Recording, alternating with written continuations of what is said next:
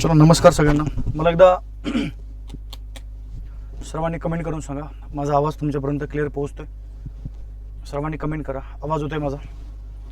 आवाज येत असेल तर सर्वांच्या कमेंट्स मला आल्या पाहिजेत लवकर फास्टमध्ये, जेणेकरून आपल्याला आपलं पुढचं सेशन त्या ठिकाणी स्टार्ट करता येईल.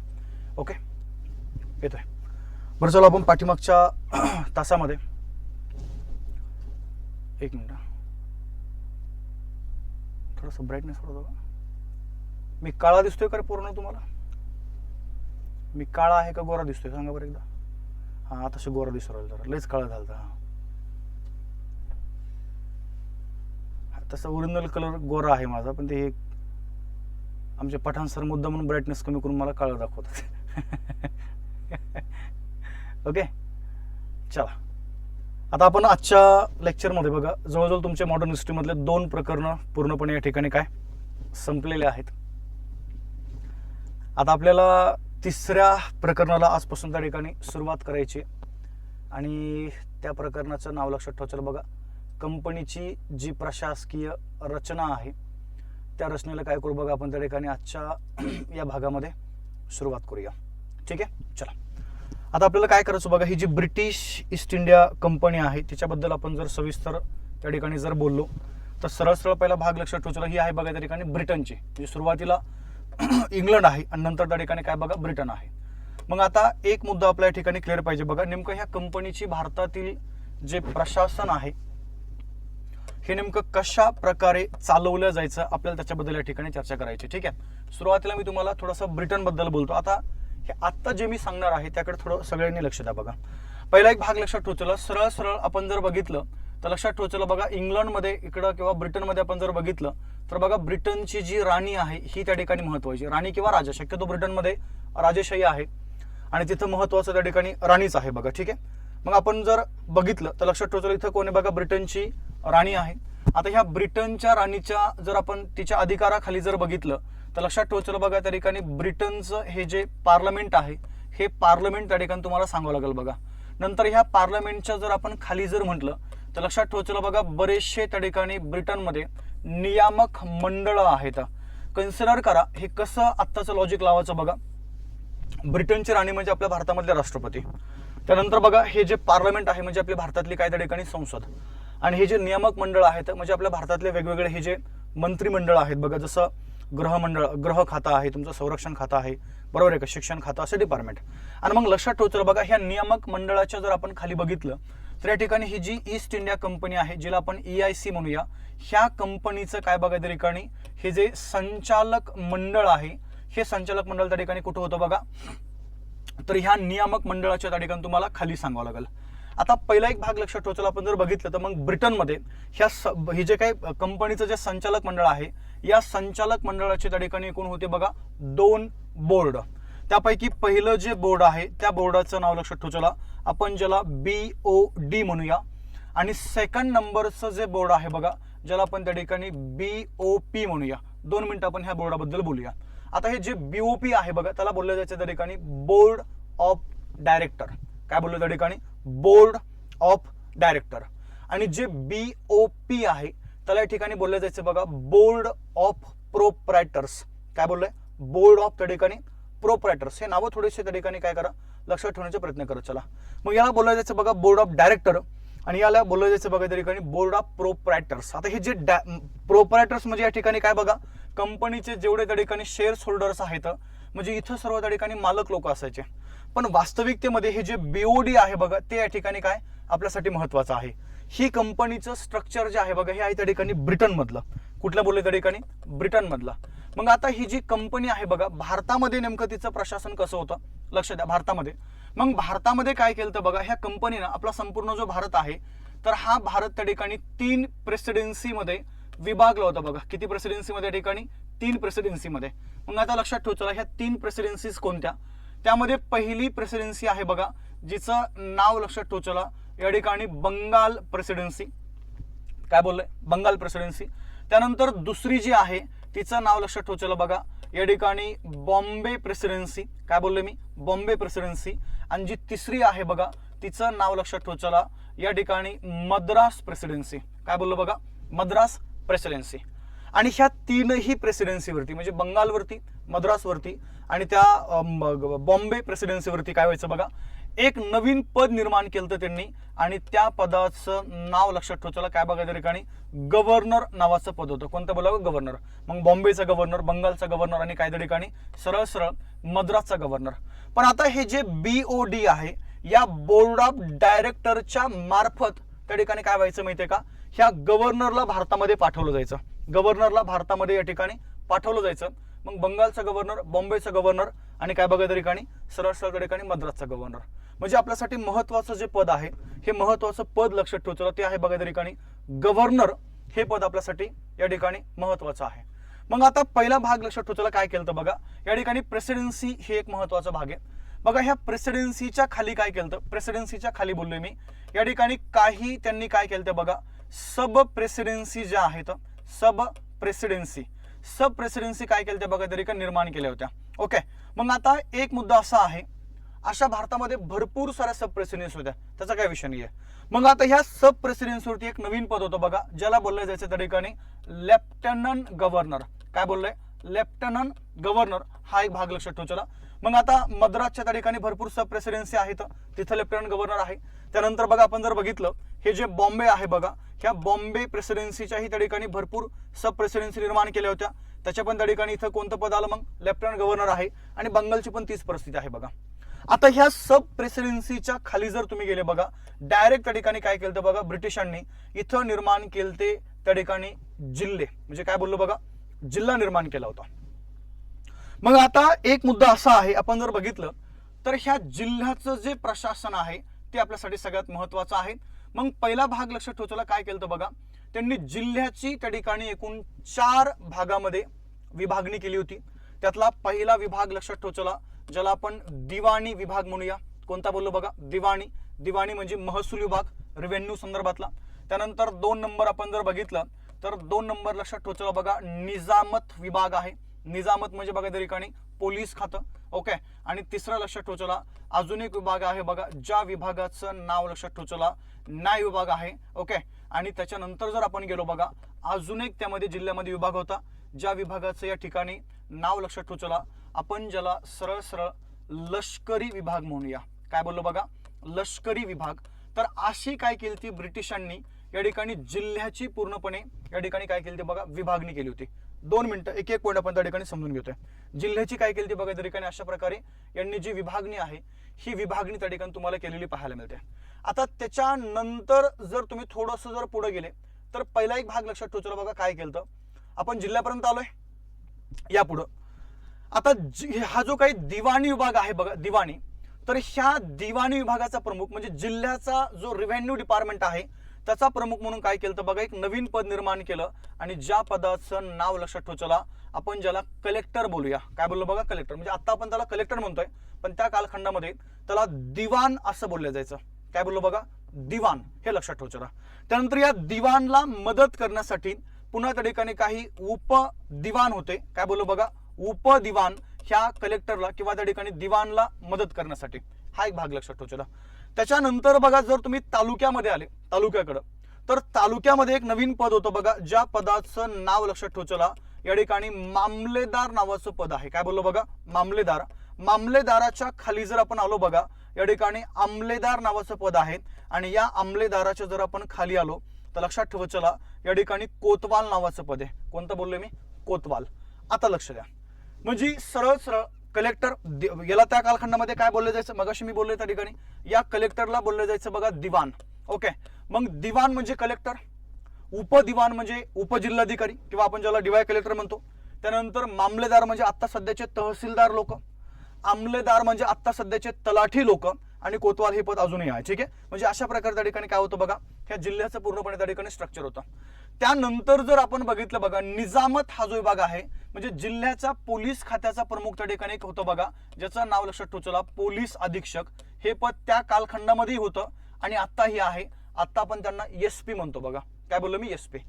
त्यानंतर पोलीस अधीक्षकला मदत करण्यासाठी एक नवीन पद होतं बघा, ज्याचं नाव लक्षात ठेवायला पोलीस त्या ठिकाणी निरीक्षक. हे एक आपल्याला माहित पाहिजे.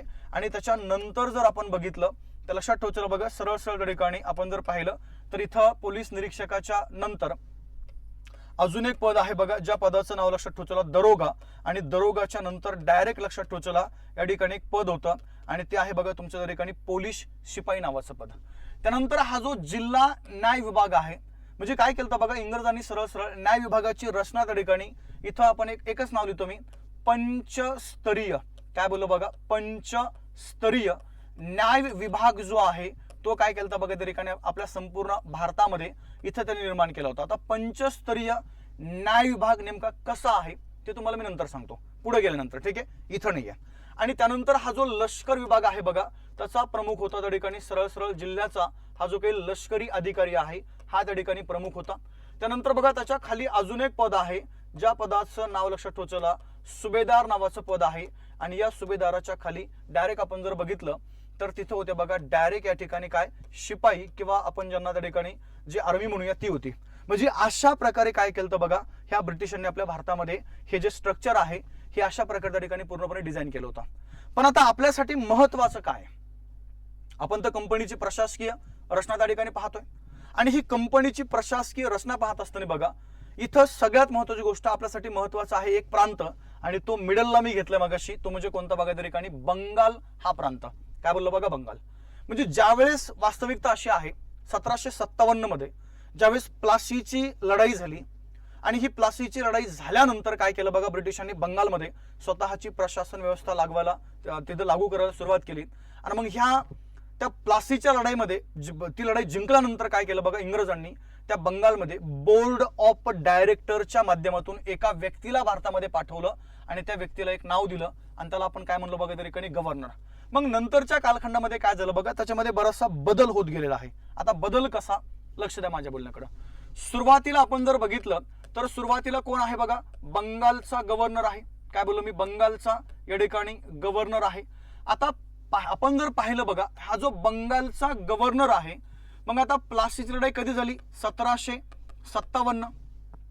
मग 1757 ते 1773 पर्यंत या ठिकाणी कोण व्यक्ती बघा बंगालचा गव्हर्नर आहे. आता काय सांगतोय, मग आता काय झालं माहितीये का, प्रत्येक वेळेस त्या ठिकाणी ज्यावेळेस पदामध्ये बदल केला गेला, आता पुढचं जे पद आहे ते पद लक्षात ठेवा चला. पुढचं तुमचं पद आहे बघा बंगालचा गव्हर्नर जनरल. काय बोललो मी, बंगालचा गव्हर्नर जनरल. आता इथं फक्त कोण आहे, बंगालचा गव्हर्नर आहे. इथं कोण आलाय आता, बंगालचा गव्हर्नर जनरल आलाय. त्यानंतर काय झालं बघा, बंगालच्या गव्हर्नर जनरलच्या नंतर पुन्हा त्या ठिकाणी कोण आला, आता भारताचा गव्हर्नर हा जनरल आला बघा. पुन्हा भारताचा कोणत्या ठिकाणी गव्हर्नर जनरल. मग आता भारताच्या गव्हर्नर जनरलच्या नंतर अजून एक पद निर्माण केलं आणि ते पद निर्माण लक्षात ठेवा चला बघा भारताचा व्हाईसरॉय. काय बोललो मी, भारताचा या ठिकाणी हा जो व्हाईसरॉय आहे हे पद काय केलं बघा नव्याने निर्माण केलं गेलं. आणि भारताच्या व्हाईसरॉयच्या नंतर अजून एक महत्वाचं पद आहे बघा, ते नंतर लक्षात ठेवा चला. इथं सरळ सरळ आपण ज्याला म्हणूया स्वतंत्र भारताचे, म्हणजे आता भारताला आता स्वातंत्र्य मिळालं बघा, स्वतंत्र भारताचे गव्हर्नर जनरल. म्हणजे झालंय काय, पहिला भाग लक्षात ठेवा चला, हा पदामध्ये जो बदल झालेला आहे तो बदल आपल्यासाठी महत्वाचा आहे. परंतु बदल डायरेक्ट केलेला नाहीये. काय बोलतोय, हा बदल करताना प्रत्येक वेळेस काय केलं बघा एक कायदा केलेला आहे. तो कसा, आता लक्ष द्या. मग बघा आता 1757 ते 1773 पर्यंत कोण आहे तर बंगालचे गव्हर्नर आहेत. मग काय केलं माहितीये का, 1773 ला पुन्हा कायदा केला. मग 1773 ते 1833 पर्यंत कोण झाले बघा बंगालचे गव्हर्नर जनरल झाले. नंतर 1833 ला पुन्हा कायदा केला, 1800 कधी बघा 33 ला, आणि या कायद्याने बंगालचा गव्हर्नर जनरल कोण झालाय, भारताचा गव्हर्नर जनरल. आणि मग भारताच्या गव्हर्नर जनरल पदाचा कालखंड आहे 1833 ते किती बघा त्या ठिकाणी 1858 पर्यंत. मग 1858 ला पुन्हा कायदा केला आणि या कायद्याने भारताच्या गव्हर्नर जनरलला भारताचं व्हाईसरॉय बनवलं. आणि मग भारताच्या व्हाईसरॉय पदाचा कालखंड आहे 1858 ते डायरेक्ट लक्षात ठेवा चला 1947 पर्यंत. आणि 1947 ला पुन्हा कायदा केला आणि 1947 ते 1950 पर्यंत काय केलं बघा स्वतंत्र भारताचं गव्हर्नर जनरल हे पद आपण त्या ठिकाणी निर्माण केलंय. आणि 1950 ला डायरेक्ट राष्ट्रपती त्या ठिकाणी काय केलं बघा, त्या ठिकाणी एका व्यक्तीची आपण डायरेक्ट लक्षात ठेवा नियुक्ती केलेली आहे. म्हणजे झालंय काय, प्रत्येक वेळेस त्या ठिकाणी कायदा केलेला आहे. म्हणजे 1700 कधी कधी प्रश्न काय येतो माहितीये का, कोणत्या कायद्याने काय बदल झाला. उदाहरणार्थ 1773च्या कायद्याने बंगालचा गव्हर्नर बंगालचा कोण बनला? गव्हर्नर जनरल बनला. 1833च्या कायद्याने बंगालचा गव्हर्नर जनरल कोण बनलाय? भारताचा गव्हर्नर जनरल. 1858च्या कायद्याने भारताचा गव्हर्नर जनरल कोण बनलाय? भारताचा व्हाईसरॉय. आणि 1947च्या कायद्याने भारताचा व्हाईसरॉय कोण बनला? स्वतंत्र भारताचा गव्हर्नर जनरल. म्हणजे कायदे आपल्यासाठी महत्वाचे आहेत. काय बोललो मी? कायदे आपल्यासाठी मोस्ट इम्पॉर्टंट आहेत. मग आता आपल्याला काय करायचं माहितीये का? बंगालचे गव्हर्नर एकूण 7 व्यक्ती झाले. बंगालचे गव्हर्नर जनरल एकूण त्या ठिकाणी 10 व्यक्ती झाले. भारताचे गव्हर्नर जनरल 7 व्यक्ती आहेत आणि भारताचे व्हाईसरॉय इथं सरळ लक्षात ठेवा 20 व्यक्ती. आणि या ठिकाणी किती बघा?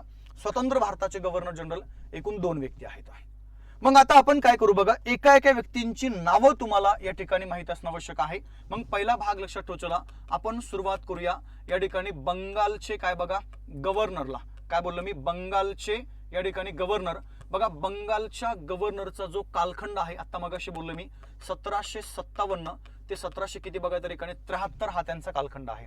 मग आता काय सांगतोय, एकूण बंगालचे गव्हर्नर लक्षात ठेवा किती व्यक्ती आहेत? आता मगाशी तुम्हाला बोललो मी 7 व्यक्ती आहेत. त्यातला पहिला व्यक्ती आहे बघा रॉबर्ट क्लाइव्ह. हे नाव आपल्याला या ठिकाणी माहीत असणं आवश्यक आहे, रॉबर्ट क्लाइव्ह. त्यानंतर 2 नंबर आपण जर बघितलं तर 2 नंबर लक्षात ठेवा बंगालचा गव्हर्नर आहे हॉलवेल नावाचा अधिकारी. त्यानंतर 3 नंबर आपण जर बघितलं तर बघा 3 नंबर त्या ठिकाणी बंगालचा गव्हर्नर आहे सरळ सरळ त्याचं नाव लक्षात ठेवा वेन्सिस्टाट. काय बोललोय? व्हेन्सिस्टाट. हे नाव तुमचे त्या ठिकाणी क्लिअर असणं आवश्यक आहे. व्हेन्सिस्टार्ट नावाचा अधिकारी व्हेन्सिस्टार्ट आहे तो. त्यानंतर 4थ्या क्रमांकाला आपण जर बघितलं रॉबर्ट क्लाइव्ह आहे. 4थ्या क्रमांकाला सरळ सरळ लक्षात ठेवा रॉबर्ट क्लाइव्ह, हॉलवेल, व्हेन्सिस्टार्ट. मला वाटतं काहीतरी आपलं मागं पुढं झालेलं आहे, त्याला काय अडचण नाही, जास्त काही होणार नाहीये. नावं बरोबर आहे ते, काळजी करू नका. ठीक आहे, यस. चलो 1 नंबर आपण जर बघितलं बघा तर 1 नंबर त्या ठिकाणी कोण आहे? सरळ सरळ रॉबर्ट क्लाइव्ह आहे. 2 नंबर हॉलवेल आहे.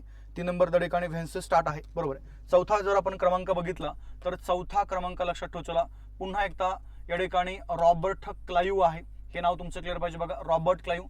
त्यानंतर 5वा जर आपण क्रमांक बघितला तर 5व्या क्रमांकाचा एक अधिकारी आहे बघा, त्या अधिकाऱ्याचं नाव लक्षात ठेवा वेरेलेस्ट नावाचा अधिकारी आहे, वेरेलेस्ट. 6वा जर आपण क्रमांक बघितला बघा तर कार्टियर नावाचा एक अधिकारी आहे. आणि 7वा जर आपण क्रमांक बघितला तर वॉरन हेस्टिंग नावाचा एक अधिकारी आहे, जो त्या ठिकाणी काय बनला बघा बंगालचा गव्हर्नर बनलेला आहे. मग आता जर तुम्ही रॉबर्ट क्लाइव्हचा जर कालखंड बघितला 1757 ते 1760 हा आहे. हॉलवेलचा कालखंड 1760 आहे. व्हेन्सिस्टार्टचा कालखंड 1760 ते 1765 आहेत. रॉबर्ट क्लाइव्हचा डबल कालखंड आहे बघा 1765 ते 1767, कारण की तो 2दा बंगालचा गव्हर्नर बनलेला आहे. वेरेलेस्टचा आपण जर कालखंड जर बघितला 1767 ते 1769 आहे. कार्टियरचा कालखंड 1769 ते लक्षात ठेवा 1772 आहे. आणि वॉरन हेस्टिंगचा जर आपण कालखंड बघितला तर लक्षात ठेवा बघा 1772 ते 1700 काय त्या ठिकाणी 73 आहे. आणि 1773 ला आपण एक कायदा केला आणि या कायद्याने काय केलं बघा बंगालचा जो गव्हर्नर आहे त्या बंगालच्या गव्हर्नरला आपण काय केलं बघा त्या ठिकाणी बंगालचा गव्हर्नर जनरल बनवलंय. हा एक वेगळा मुद्दा आपल्याला या ठिकाणी माहीत असणं आवश्यक आहे बघा. ठीक आहे, सरळ सरळ मग लक्षात ठेवा बंगालचा पहिला गव्हर्नर कोण आहे? Robert Clive. त्यानंतर 2 नंबर हॉलवेल आहे. 3 नंबर व्हेन्सिस्टार्ट आहे. 4थ्या क्रमांकाला पुन्हा रॉबर्ट क्लाइव्ह. 5व्या क्रमांकाला वेरेलेस्ट आहे. 6व्या क्रमांकाला कार्टियर आहे. आणि 7व्या क्रमांकाला कोणी बघा त्या ठिकाणी वॉरन हेस्टिंग आहे. कायदा कधीचा आहे तुमचा 1773चा. आणि या 1773च्या कायद्याने बंगालचा गव्हर्नर कोण बनलाय बघा बंगालचा गव्हर्नर जनरल बनलाय. आता लक्ष द्या. मग आता जर तुम्ही 2 नंबरला जर गेले बघा तर 2 नंबरला कोण आहेत? बंगालचे गव्हर्नर या ठिकाणी जनरल आहेत. मग आता लक्षात ठेवा बघा बंगालच्या गव्हर्नर जनरल पदाचा जो कालखंड आहे तो त्या ठिकाणी किती आहे? 1773 ते 1833 पर्यंत हे बंगालचे गव्हर्नर जनरल आहेत. आता इथे एक पहिला भाग लक्षात ठेवा. इथे एक खूप मजेशीर गोष्ट आहे बघा, जो शेवटचा व्यक्ती आहे, शेवटचा मला सांगा बंगालचा गव्हर्नर कोण आहे? मग वॉरन हेस्टिंग. त्यालाच काय केलं बघा इथं पहिला बनवलेलं आहे. काय बोललो मी? त्यालाच या ठिकाणी इथं पहिला बनवलेला आहे. हा एक आपल्यासाठी म्हणजे आपल्या अभ्यासातला एक चांगला मुद्दा आहे बघा. म्हणजे जो तिकडं शेवटचा तो इकडं काय झाला बघा त्या ठिकाणी पहिला झालेला आहे. ओके, मग असे बंगालचे गव्हर्नर जनरल एकूण त्या ठिकाणी 10 व्यक्ती आहेत. आता लक्ष द्या. मग आता पहिला जर बंगालचा गव्हर्नर जनरल जर कोण असेल तर त्याचं नाव लक्षात ठेवा. चला बघा, वॉरेन हेस्टिंग हा पहिला बंगालचा गव्हर्नर जनरल बनला. त्यानंतर त्याचा हेस्टिंगचा जो कालखंड आहे 1773 ते 1785 हा त्याचा कालखंड आहे. 73ला इथं कायदा केला आणि त्या कायद्याने तो बंगालचा गव्हर्नर जनरल बनला बघा. त्यानंतर 2 नंबर जर आपण बघितलं तर 2 नंबरचा व्यक्ती लक्षात ठेवा. चला, लॉर्ड कॉर्नवॉलिस आहे. त्याचा आपण जर कालखंड बघितला 1786 ते 1793 हा त्याचा कालखंड आहे. त्यानंतर तिसरा जर आपण व्यक्ती बघितला तर तिसऱ्या व्यक्तीचं नाव आहे बघा सर जॉन शोर. त्याचा आपण जर कालखंड बघितला 1793 ते 1700 त्या ठिकाणी सरळ सरळ लक्षात ठेवायचं किती आहे बघा 98 हा त्याचा कालखंड आहे. त्याच्या पुढचा जो व्यक्ती आहे त्याचं नाव लक्षात ठेवायचं बघा रिचर्ड वेलस्ली. ओके, मग रिचर्ड वेलस्ली जो कालखंड आहे 1798 ते लक्षात ठेवायचं 1805 हा त्याचा कालखंड आहे. आणि 5व्या क्रमांकाला जर तुम्ही गेले बघा पुन्हा एकदा हा लॉर्ड कॉर्नवॉलिस आहे. डबल आलाय तो. ओके, परंतु आल्यानंतर त्याला जास्त त्या ठिकाणी कालखंड जो मिळाला नाही, कारण की आल्याबरोबर त्याचा पुढच्या 2-4 महिन्यामध्ये मृत्यू झाला. त्यामुळे 1805 एक 2-3 महिने. त्याच्यानंतर जर आपण बघितलं बघा तर 6व्या क्रमांकाला व्यक्ती आहे सर जॉन बार्ली नावाचा अधिकारी. सर जॉन बार्ली त्याचा कालखंड आहे बघा 1805 ते लक्षात ठेवायचं 1800 त्या ठिकाणी किती बघा 7 हा त्याचा या ठिकाणी कालखंड आहे. त्याच्यानंतर जर आपण बघितलं बघा त्याच्या पुढचा अधिकारी आहे Lord Minto. Lord Minto. Okay, टरबुजाचा लॉर्ड मिंटो पहिला आहे तो. लॉर्ड मिंटो पहिला. त्याचा आपण जर कालखंड जर बघितला 1807 ते 1813 हा त्याचा कालखंड आहे. त्याच्यानंतर जर आपण बघितलं बघा लॉर्ड हेस्टिंग हा एक अधिकारी आहे. कोणता बोललो मी? Lord Hasting. हा वॉरेन हेस्टिंग आहे, हा लॉर्ड हेस्टिंग आहे. वेगवेगळे आहेत ते, एकत्र नाही, ते 2 वेगवेगळे आहेत. मग लॉर्ड हेस्टिंगचा आपण जर कालखंड जर बघितला 1813 ते 1800 बघा त्या ठिकाणी काय 23 हा त्याचा कालखंड आहे. 1823 ते 1813 ते 1823. त्यानंतर आपण जर पुढचा जर बघितला बघा तर जॉन एम हस्ट. हे नाव थोडे लक्षात ठेवायचं. काय बोललो मी? जॉन एम हस्ट नावाचा अधिकारी आहे. त्याचा जर आपण कालखंड बघितला 1823 ते 1800 किती बघा त्या ठिकाणी 28 हा त्याचा कालखंड आहे.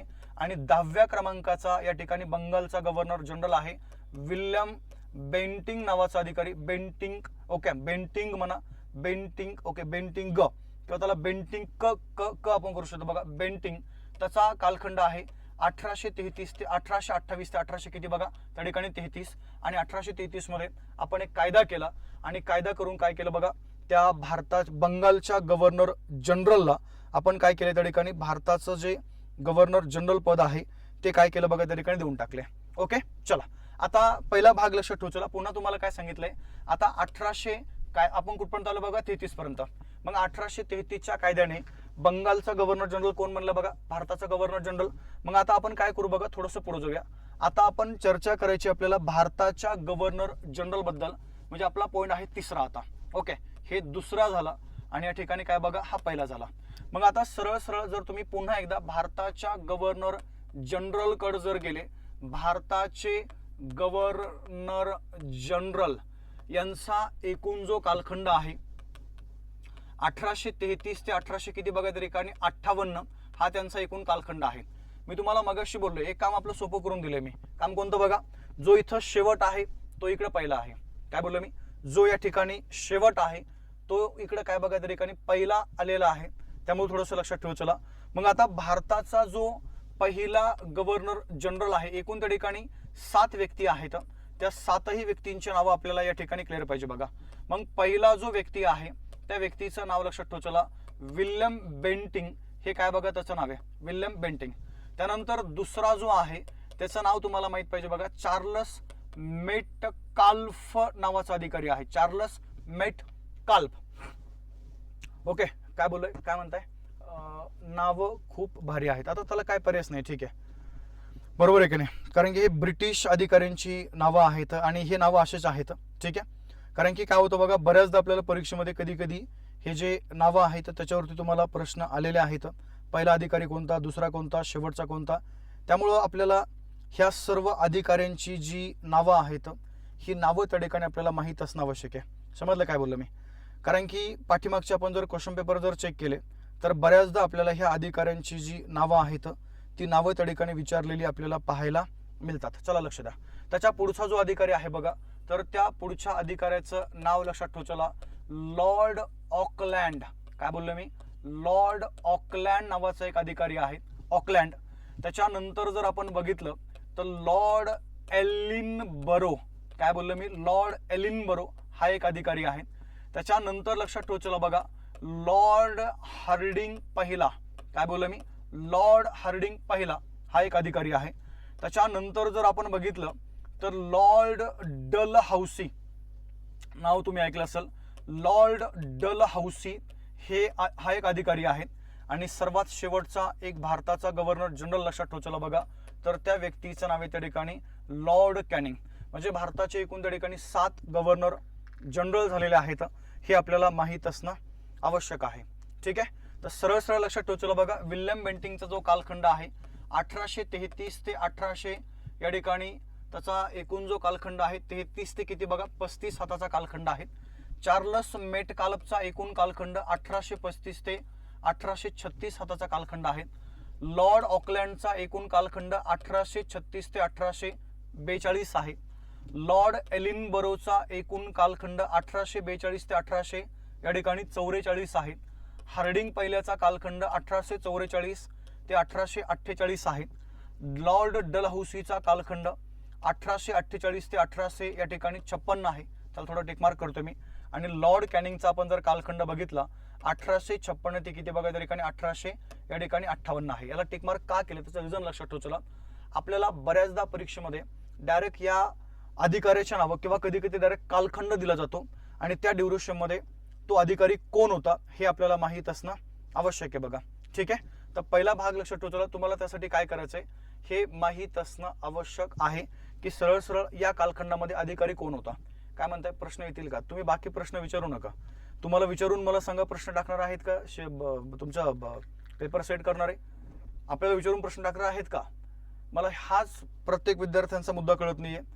याच्यावर प्रश्न येतील का, त्याच्यावर प्रश्न येतील का? अरे बाबा, तुम्हाला किंवा मला विचारून टाकणार आहेत का? सर याच्यावर प्रश्न टाकू का मी आता? माझं मत आहे, तुम्हाला सिलेबसला जर एक सब्जेक्ट आहे तर तो सब्जेक्ट करा, जर तुम्हाला येणाऱ्या कालखंडामध्ये तुमचा जॉब त्या ठिकाणी जर तुम्हाला मिळवायचा असेल तर. नाही तर सर मग आम्हाला याच्यावर प्रश्न येतील का, त्याच्यावर येतील का, मराठीचा हा भाग याच्यावर प्रश्न येतील का, हिस्ट्री याच्यावर प्रश्न येतील का, जिओग्राफी याच्यावर प्रश्न येतील का? अरे बाबा, नव्हते का तुम्हाला मला विचारून प्रश्न तयार करणार आहेत का? जर तुम्हाला सिलेबसला दिलंय हिस्ट्री तर तुम्ही हिस्ट्रीचा अभ्यास करा. ओके, बाकी आपण जास्त तर्कवितर्क जर लावत बसलो तर आपलं मग त्या ठिकाणी काय होतं बघा, बऱ्याचदा या ठिकाणी गोंधळ उडतो.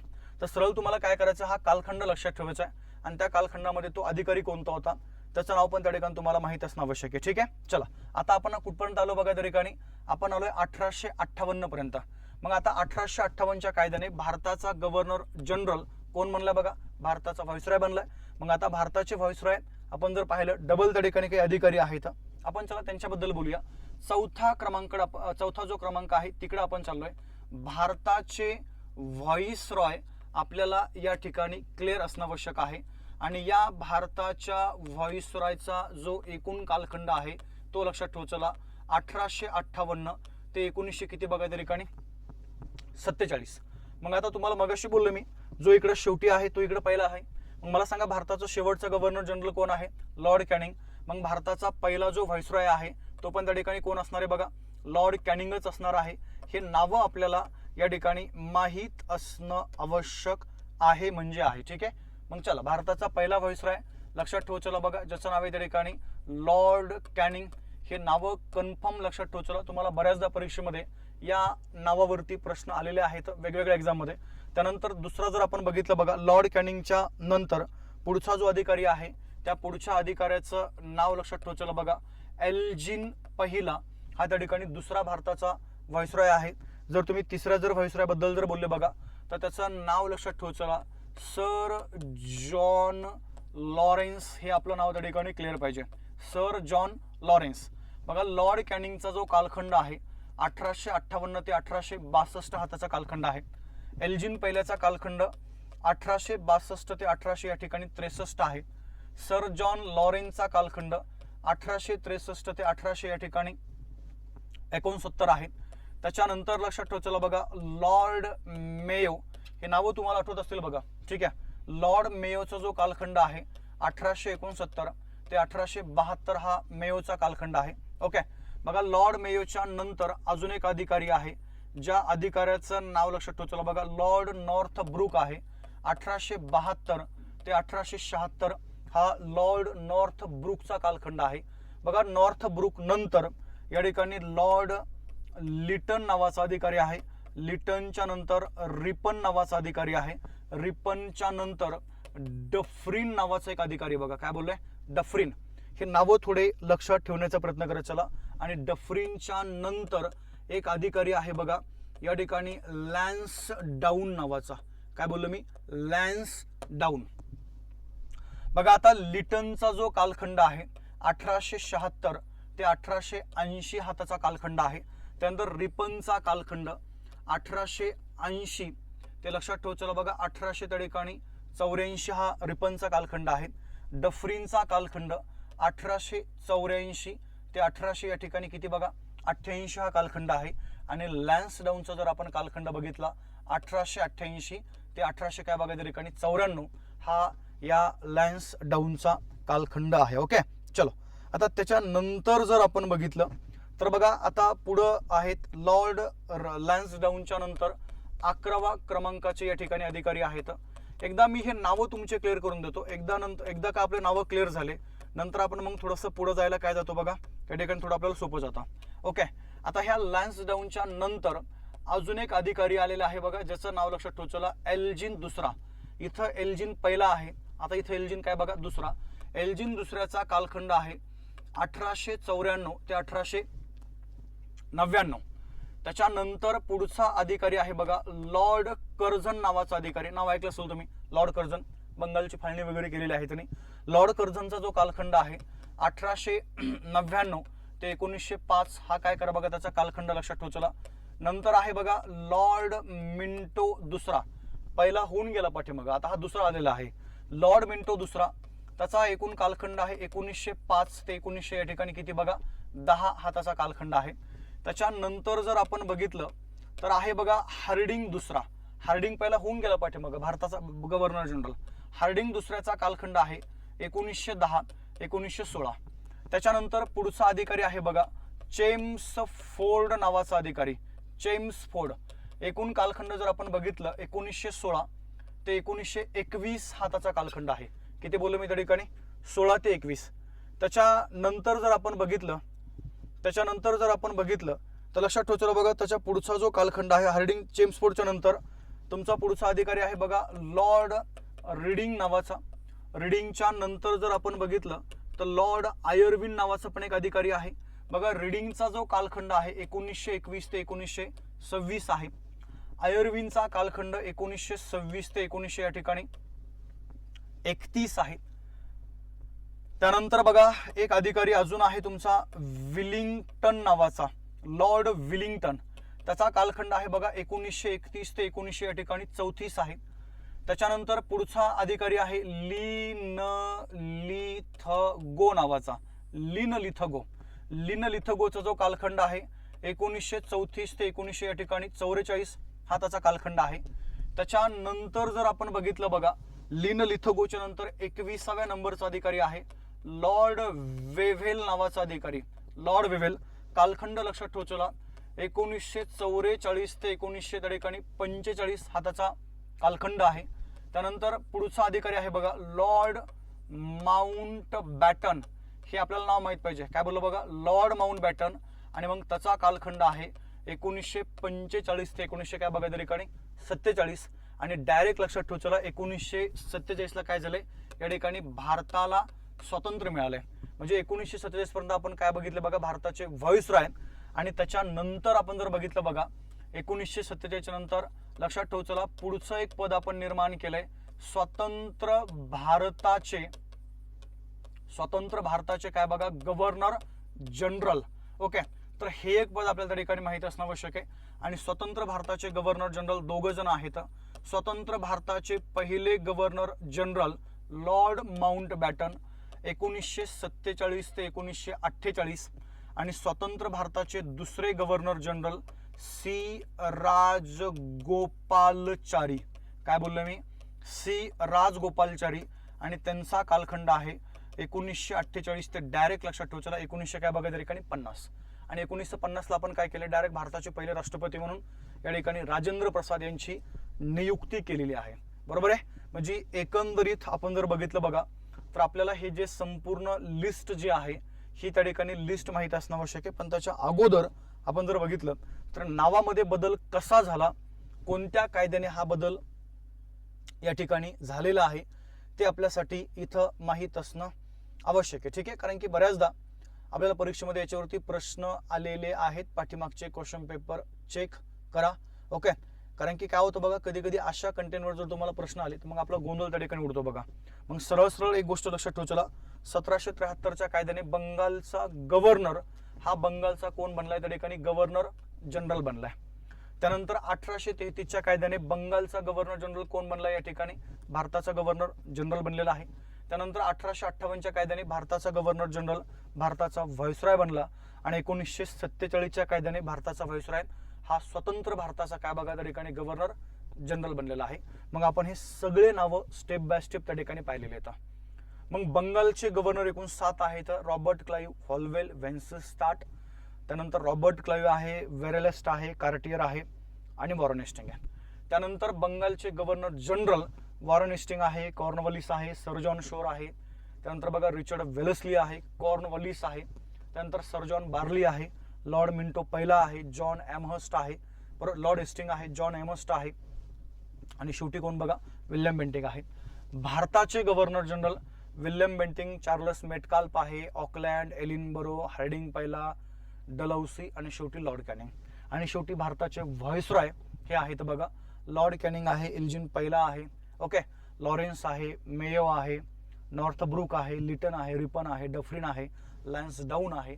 त्याच्यानंतर बाकी एल्जिन आहे, कर्जन आहे, मिंटो दुसरा आहे, हार्डिंग दुसरा आहे, चेम्सफोर्ड आहे, बरोबर आहे का, reading, Irwin, Willingdon, Linlithgow, Wavell आणि सर्वात शेवटी आपण कोण बघितलं बघा माउंट बॅटन. म्हणजे भारताचा शेवटचा व्हाईसरॉय जर कोण असेल तर कोण लक्षात ठेवा. चला हे माउंट बॅटन आहे. आणि स्वतंत्र भारताचा पहिला जर कोण असेल तर कोण बघा माउंट बॅटन. पण कधी कधी प्रश्न वेगळा येतो. आता मला सांगा माउंट बॅटन भारतातला आहे का, म्हणजे तो भारतीय आहे का, नाहीये. तर भारतीय कोण आहे, तर भारतीय हे राजगोपालचारी आहेत. मग आता पहिला भाग लक्षात ठेवा. चला तुम्हाला जर कधी कधी प्रश्न असा आला की स्वतंत्र भारताचे पहिले भारतीय गव्हर्नर जनरल कोण, काय बोललोय, स्वतंत्र भारताचे पहिले गव्हर्नर जनरल असा जर प्रश्न आला, स्वतंत्र भारताचे पहिले गव्हर्नर जनरल, तर आपलं उत्तर पाहिजे बघा लॉर्ड माउंटबॅटन. आणि जर प्रश्न जर हा आला स्वतंत्र भारताचे पहिले भारतीय गव्हर्नर जनरल, तर आपलं उत्तर काय पाहिजे बघा सी राजगोपालचारी. इथपर्यंत क्लिअर सगळ्यांना. चला ही लिस्ट आपल्या त्या ठिकाणी पूर्णपणे क्लिअर झालेली आहे. आता आपण जातोय तुमच्या पहिल्या संकल्प म्हणजे पहिल्या पदाकडं, आणि ते पहिलं पद आहे बघा बंगालचे गव्हर्नर. आता मगाशी आपण बंगालचे गव्हर्नर एकूण 7 व्यक्ती पाहिलेत. आता आपल्याला सगळ्यांचाच अभ्यास करायचा नाही, सगळ्यांचा आपल्याला अभ्यास करायचा नाही. आपल्याला अभ्यास करायचा फक्त 2 म्हणजे महत्वाच्या व्यक्तींचा. आणि बंगालच्या गव्हर्नरमध्ये आपण इथं सुरुवातीला घेतोय पहिला व्यक्ती ज्याचं नाव लक्षात ठेवा. चला रॉबर्ट क्लाइव्ह. काय बोललो बघा रॉबर्ट क्लाइव्ह. रॉबर्ट क्लाइव्ह या ठिकाणी 2 कालखंडामध्ये आपल्या भारतामध्ये आलेला आहे.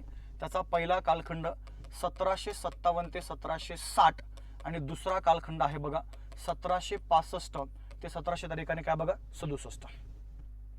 मग आता त्याच्या पहिल्या कालखंडामध्ये प्लासीची लढाई आपण पाहिलेली आहे, बरोबर आहे ना प्लासीची. दुसऱ्या कालखंडामध्ये म्हणजे त्याचा पहिला जो कालखंड आहे त्याच्यामध्ये प्लासीची लढाई झाली 1700 कधी बघा 57 मध्ये. पण आता एक मॅटर लक्षात ठेवा. चला काय सांगतो मी, 1764 मध्ये काय झालं बघा, ब्रिटिशांनी या ठिकाणी बक्सारची लढाई जिंकली. कोणती बोललो मी, बक्सार, पाठीमागे झालंय आपलं. आणि ह्या बक्सारच्या लढाईने काय झालं बघा, आता ऑलरेडी ब्रिटिशांनी काय केलंय, बंगाल हा जो प्रांत आहे तो जिंकून घेतलाय. अवधचा नवाब होतो बघा सुजाउद्दौला, त्याचा पण पराभव केला. आणि बक्सारमध्ये खुद्द जो मुघल बादशाह आहे या मुघल बादशाहचा पण काय झालं बघा त्या ठिकाणी पराभव झालाय. त्यामुळं काय झालं लक्षात ठेवा. चला ह्या ब्रिटिशांनी काय केलं बघा, एक तह केला, एक काय बोलतो त्या ठिकाणी तह केला.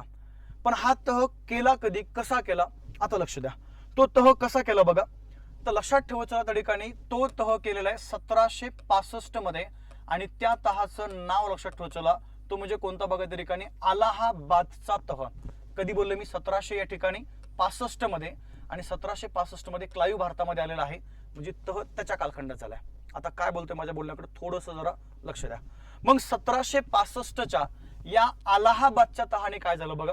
लक्षात ठेवा, चला बंगालमधली जी दिवाणी आहे, म्हणजे आपण ज्याला म्हणूया बंगालमधलं जे महसूल प्रशासन आहे बघा, हे कसं होतं आणि ब्रिटिशांनी काय केलं आपण त्याच्याबद्दल बोलतोय. महसूल व्यवस्था, 2 मिनिटं माझ्या बोलण्याकडे लक्ष द्या. जे क्लाईव्हच्या कालखंडामध्ये आपल्या भारतात झालेलं आहे बघा, तर काय झालं, सरळ सरळ लक्षात ठेवा, चला बंगाल बद्दल फक्त बोलतो मी, संपूर्ण भारताबद्दल बोलत नाहीये. मला सांगा काय झालं 1765 मध्ये. आता तुम्हाला मी सांगितलंय तह कोणता केला त्या ठिकाणी, हा तह केला बघा 1765 मध्ये, अलाहाबादचा तह.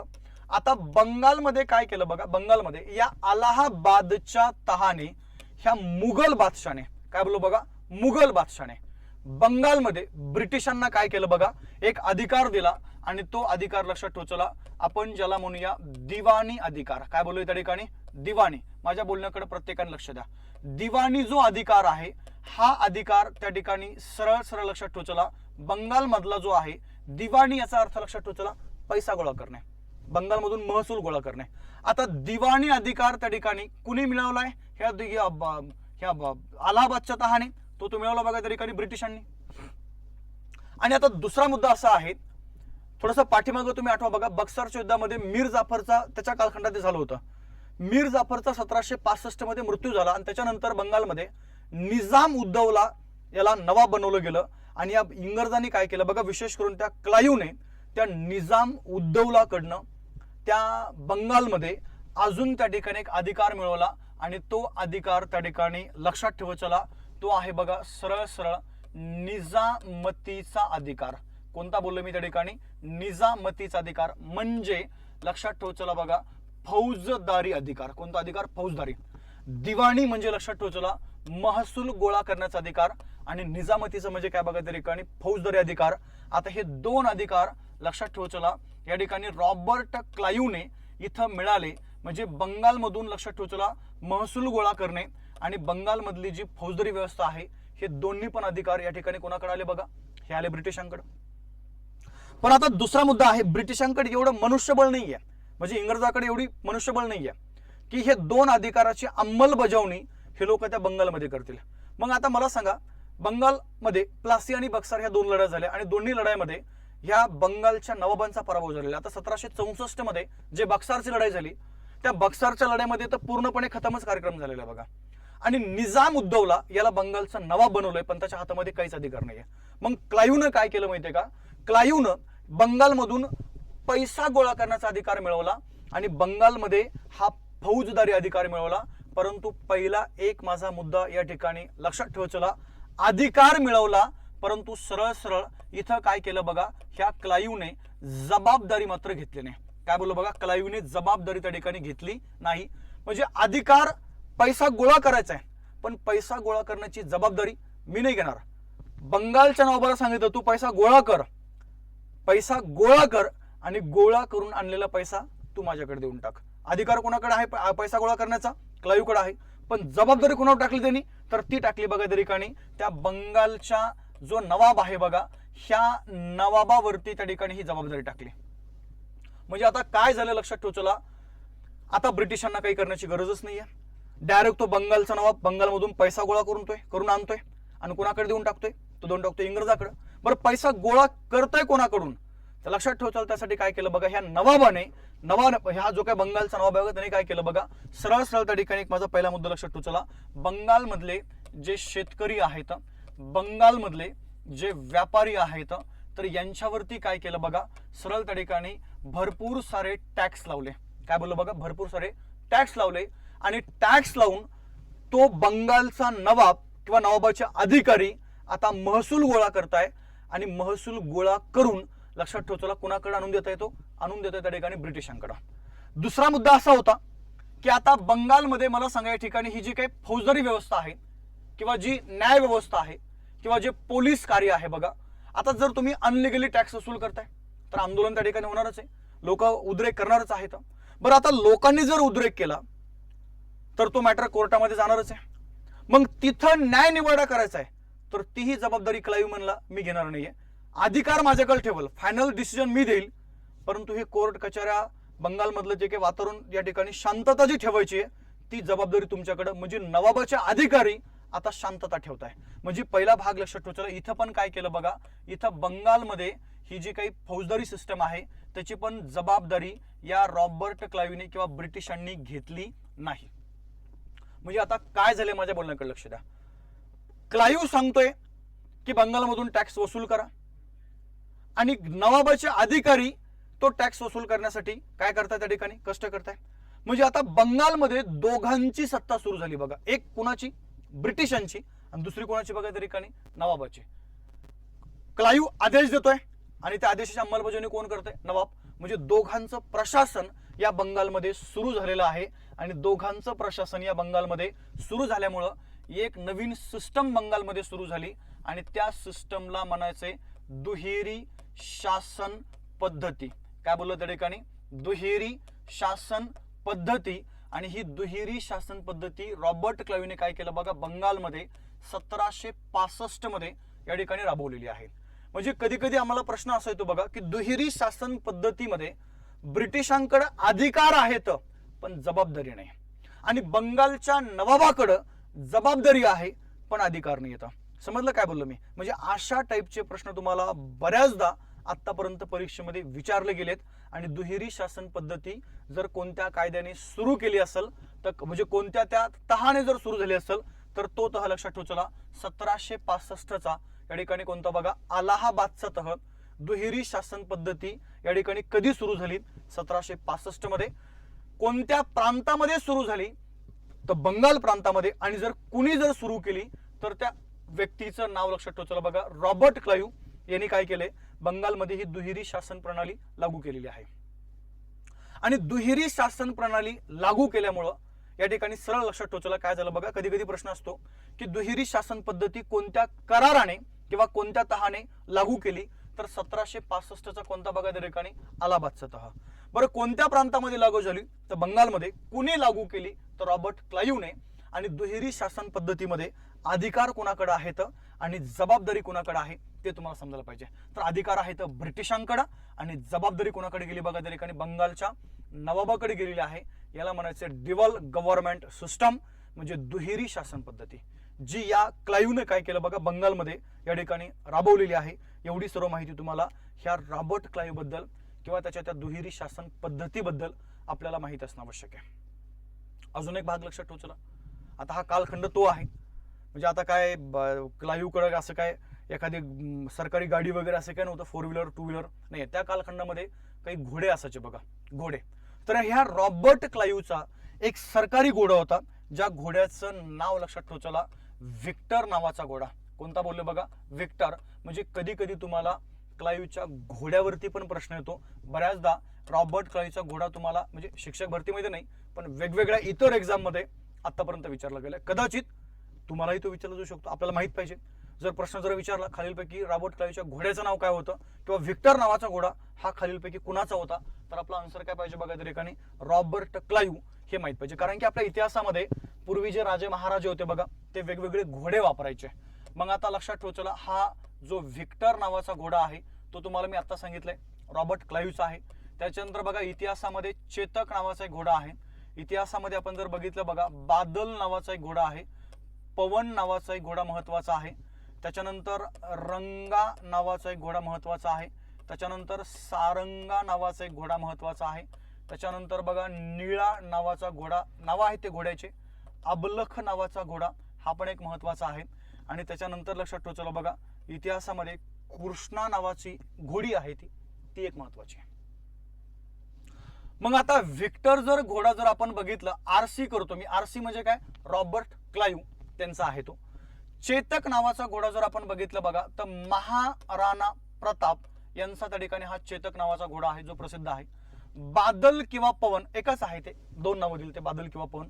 तर हे लक्षात ठेवा बघा या ठिकाणी सरळ सरळ जी आपण त्यांना काय म्हणतो रे, राणी लक्ष्मीबाई, सॉरी महाराणी राणी लक्ष्मीबाई यांचा त्या ठिकाणी हा तुम्हाला घोडा पहा. त्या घोड्याचं नाव तुम्हाला हे सांगावं लागलं बघा, बादल किंवा पवन.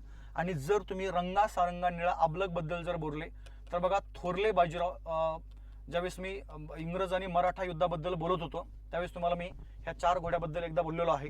आणि त्याच्यानंतर बघा कृष्णा नावाची घोडी आहे, तर ती लक्षात ठेवा. चला ती आहे बघा त्या ठिकाणी छत्रपती शिवाजी महाराज यांची. ठीक आहे, म्हणजे सरळ सरळ आपल्याला इतिहासामध्ये पूर्वीच्या राजे महाराजांनी जे घोडे वापरले त्यांची नावं जर तुम्हाला विचारली काय सांगता येत नाही. आपण म्हणजे एक गोष्ट लक्षात ठेवू, चला प्रश्न कसा येईल आणि कोणता येईल याचा अंदाज आपण बांधू शकत नाही. त्यामुळे माझ्या मते संकल्पना ज्या आहेत ह्या सगळ्या काय करा बघा त्या ठिकाणी क्लिअर करत चला.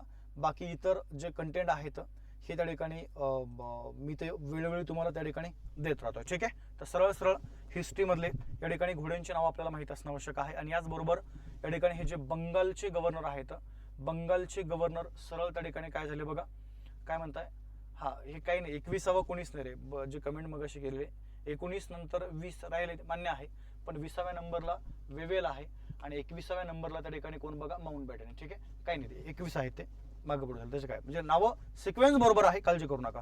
फक्त नंबरिंगचा जे आहे इथं 19 नंतर डायरेक्ट इथं 20 वर या, इकडे 21 या. चला आपण इथं पहिला जो तुमचा भाग आहे बघा, तर पहिला मुद्दा लक्षात ठेवू. चला सरळ त्या ठिकाणी बंगालचे गव्हर्नर एकच व्यक्ती महत्वाचा होता आपल्या यासाठी, रॉबर्ट क्लाइव्ह, तो आपण सविस्तर पाहिला. आता आपण आपल्या उद्याच्या लेक्चरमध्ये जाऊया बंगालच्या गव्हर्नर जनरलकडं. ओके, चला मला सांगा इथपर्यंत कुणाला काही अडचण आहे का? अडचण नसावी, कारण की त्या पद्धतीनं आपण त्या ठिकाणी प्रॉम्प्ट सर्व तुमचे विषय त्या ठिकाणी करून जे टॉपिक आहे तो टॉपिक आपण त्या ठिकाणी कव्हर करतोय. ठीक आहे, तर थांबूया, जाऊ आपण आपल्या उद्याच्या लेक्चरमध्ये बंगालच्या गव्हर्नर जनरलकडं. तोपर्यंत थांबू. जय हिंद, जय महाराष्ट्र, शुभरात्री.